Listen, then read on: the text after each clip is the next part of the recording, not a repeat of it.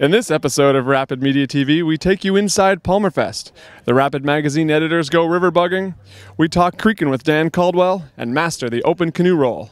This is Rapid Media TV. Rapid Media presents Rapid Media TV. Learn more about Rapid Media's print and digital magazines, International Paddling Film Festival, on-water events, and online store. Visit rapidmedia.com. This episode of Rapid Media TV is brought to you in part by... I'm Scott McGregor, founder and publisher of Rapid Media and your host of Rapid Media TV. We're here at Palmerfest, Canada's whitewater canoe and kayak festival on the Madawaska River in Palmer Rapids, Ontario. This is the 6th annual Palmerfest, and this year we sold out our 333 spots 6 weeks in advance. Palmerfest has grown to be the largest instruction-based whitewater festival in the world. We have 60 of the top instructors, hundreds of demo boats, 30 exhibitors, 2 bands, kids canoe and kayak clinics, and even daycare so parents can get out on the water. But first, let's try something totally new at this year's Palmerfest. Let's go riverbugging.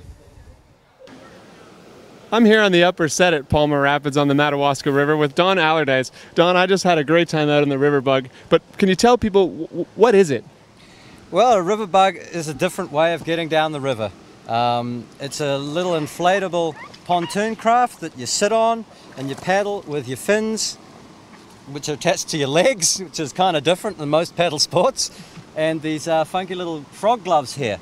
And yeah, it's a lot of fun and it's easy to learn and anyone can do it.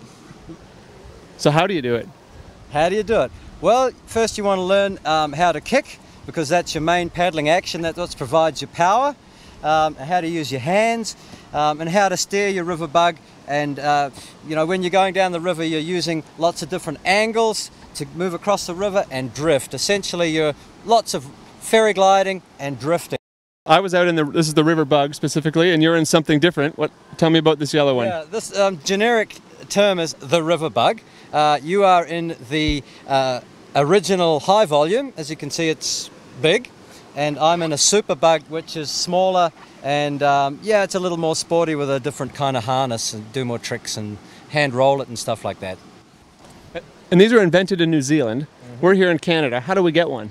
Yeah, we've got a distributor that's distributing the Riverbug Me brand of riverbugs in Canada, Mr. Wally Shaber of Trailhead in Ottawa. And yeah, he's bringing them in, and you want to go see Wally, he'll hook you up. Great, well let's go back out on the water and then head back to Palmerfest. Cool, thanks Scott. Great. We had a blast with the riverbugs. Look for them to be infesting a river near you.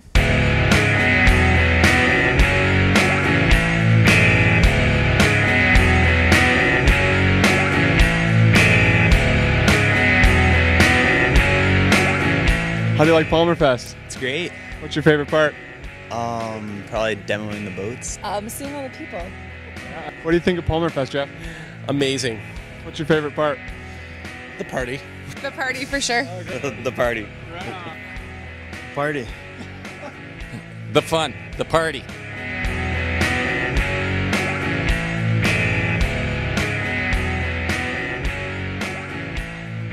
The early summer issue of Rapid includes our beginner's guide to creeking. Here's Palmerfest creeking instructor Dan Caldwell to get you started.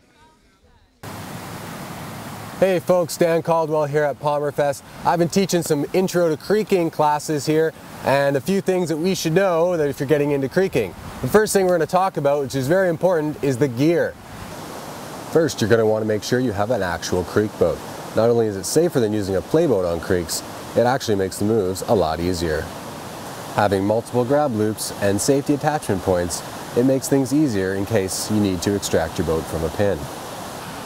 You should always make sure that the way is clear and unobstructed so that you can get in and out of your kayak quickly and safely. When creeking, you should always keep a pin kit handy, including a rope, pulleys, webbing, and carabiners. Taking a swiftwater rescue course to ensure you know how to use everything is also a must.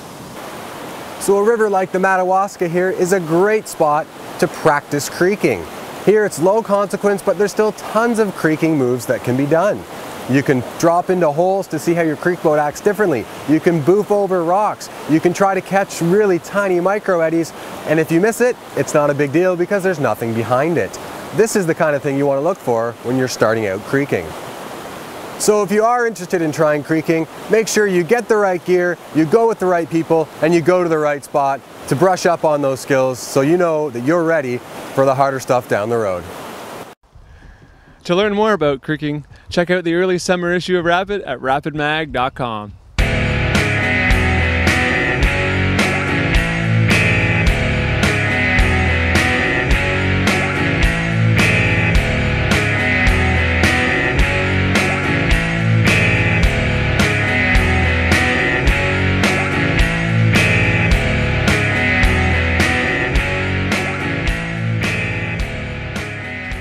In my mind, one of the skills open boaters truly need to take the rest of their skills to the next level is the open canoe roll.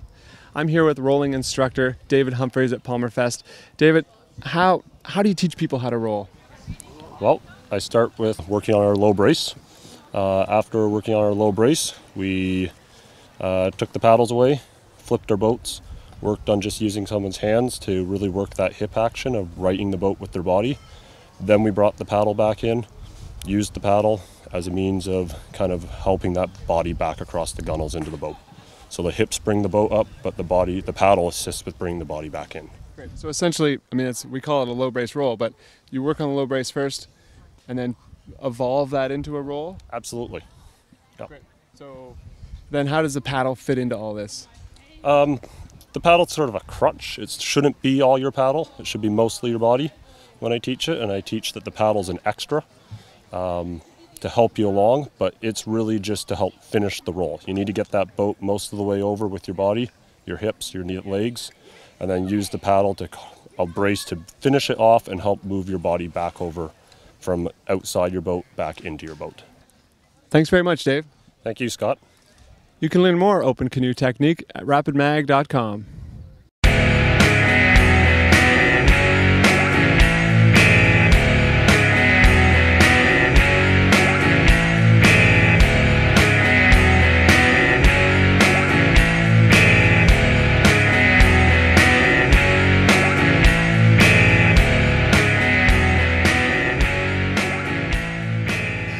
Well, that's it for another Palmerfest. For more photos and videos from this weekend's event, visit rapidmag.com. But until then, thanks for watching and paddle forever.